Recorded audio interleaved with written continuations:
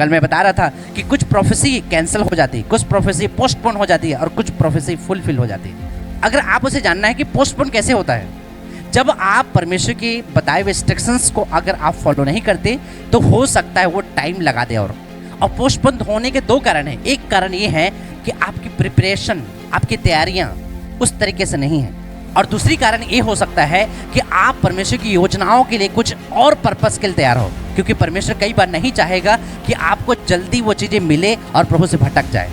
एक है ये पोस्टपोन, दूसरा है कैंसल।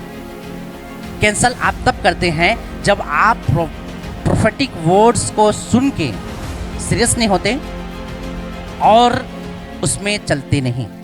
Be serious. प्रोफेसी करने वाला, भविष्यवाणी करने वाला भविष्यवाणी अपने मन से नहीं देता, याद रखें। क्योंकि भविष्यवाणी को अगर किसी को दे रहे हो, सोच समझ के देना पड़ता है, 4 बार वेरीफाई करके देना पड़ता है। क्योंकि कई बार प्रोफेसी कई बार सुन के जो है कई लोग विश्वास करते हैं और जब उसे नहीं मिलता तो पीछे हट जाते हैं। उस भविष्यवाणी के हिसाब से दौड़ना पड़ता है, अपने आप को प्रिपेयर करना पड़ता है, बनाना पड़ता है, तैयार करना पड़ता है। और तीसरी चीज़ ये है कि अगर आपकी लाइफ में भविष्यवाणी हो रही है और उसे पूरा नहीं हो रहा है, पूरा कब होगा? जब आप अपनी फुलफिल होता है। वो कब होता है? जब आप उसके अनुसार चलना शुरू करते हैं, लाइन टू लाइन सीरियस होकर।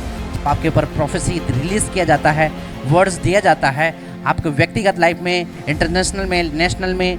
तो प्रोफेटिक के एक लेवल होता है, एक रिलेम होता है, एक क्षेत्र होता है कि किस क्षेत्र के विषय में आप प्रोफेटिक वर्ड्स को रिसीव कर रहे हैं। वो देश के विषय में है, व्यक्तिगत विषय में है, कि आप दुनिया को मैसेज देना चाहते हैं, कि घटनाएं होने वाली उसके विषय में। अलग अलग चीज़ें होती हैं। हालेलुया।